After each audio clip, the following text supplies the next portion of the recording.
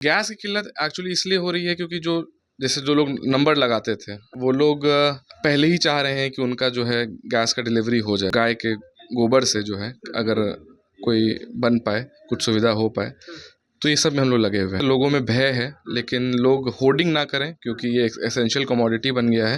Hoarding नहीं करेंगे तो मुझे नहीं लगता कोई समस्या है। तो आज शाम में भी हम लोगों ने प्रयास किया और कुछ लोग जो हैं आज भी शाम में भोजन प्राप्त कर रहे हैं, यानी तीनों टाइम आज राम रसोई हम लोग किसी माध्यम से चला पा रहे हैं। हम लोग का किचन है पीछे, किचन के बाहर ही हम लोग कोयले के माध्यम से यहाँ पर जो है खाना बनवा रहे हैं। राम रसोई भी हम लोग की 3 टाइम चलती थी, वो भी अभी हम लोग 2 टाइम ही चला पा रहे हैं। यह है कि दरिद्र नारायण भोज जो 2 टाइम चलता था वो सब 1 टाइम के लिए चलाया जा रहा है।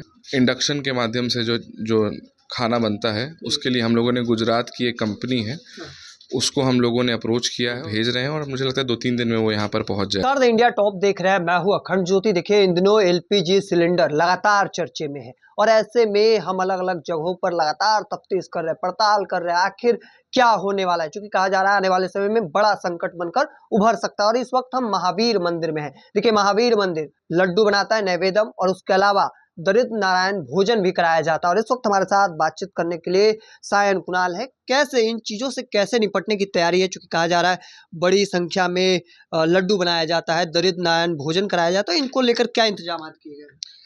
अभी फिलहाल के लिए तो एक हम लोगों ने व्यवस्था ऐसी की है कि दरिद्र नारायण भोज जो 2 टाइम चलता था वो सब 1 टाइम के लिए चलाया जा रहा है। नैवेद्यम जितना भी उसका खपत है उस हिसाब से पर्याप्त गैस है, अवेलेबल है, लेकिन रामनवमी आने वाली है तो हम लोगों ने वैकल्पिक व्यवस्था भी की है। हम लोगों ने जो इंडक्शन के माध्यम से जो खाना बनता है उसके लिए हम लोगों ने गुजरात की एक कंपनी है उसको हम लोगों ने अप्रोच किया है और वो लोग उनके पास 2 बहुत बड़े बड़े चूल्हे हैं इंडक्शन बेस्ड, वो लोग भेज रहे हैं और मुझे लगता है 2-3 दिन में वो यहाँ पर पहुँच जाएगा। राम रसोई भी हम लोग की 3 टाइम चलती थी, वो भी अभी हम लोग 2 टाइम ही चला पा रहे हैं। और आज हम लोगों ने वहाँ पर कोयले से जो है दिखाते हैं आपको तस्वीर। देखिए, तस्वीरें जो है वह भी दिखाई जा रही है, चूँकि महावीर मंदिर के द्वारा अयोध्या में एक राम रसोई चलाया जाता है और राम रसोई में जो लोग भी जाते हैं आधार कार्ड दिखाना होता है और उन्हें मुफ्त में भोजन दिया जाता है। और ये देखिए हम लोग का किचन है पीछे, किचन के बाहर ही हम लोग कोयले के माध्यम से यहाँ पर जो है खाना बनवा रहे हैं।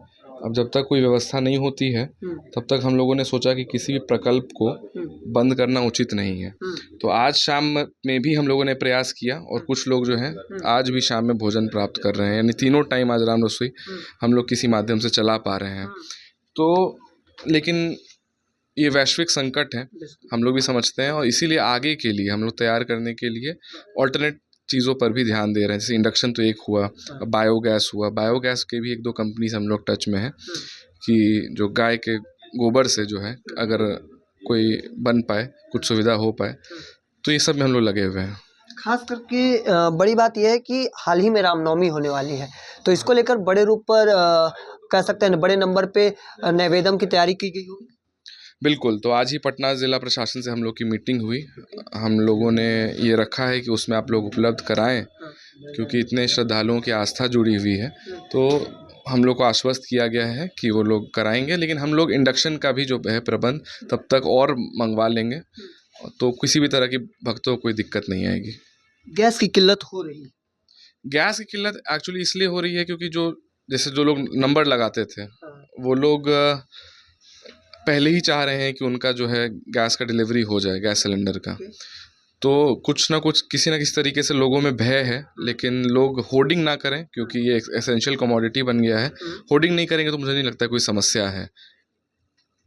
और देखिए, महावीर मंदिर जो है देश के सुप्रसिद्ध मंदिरों में से एक है। राजधानी पटना बिहार का सबसे सुप्रसिद्ध मंदिर है और देश में भी नामचीन मंदिरों में से एक है। और ऐसे में बड़ी तैयारी जो है वह कर ली गई है। खास करके आने वाले समय में रामनवमी का त्यौहार है और इसको लेकर बड़े पैमाने पर किस तरीके से तैयारी की गई है, सारी चीज़ों की जानकारी हमारे साथ दे रहे थे सायन कुणाल। तब तक तमाम हर अपडेट को देखते रहने के लिए इंडिया टॉप देखते रहे।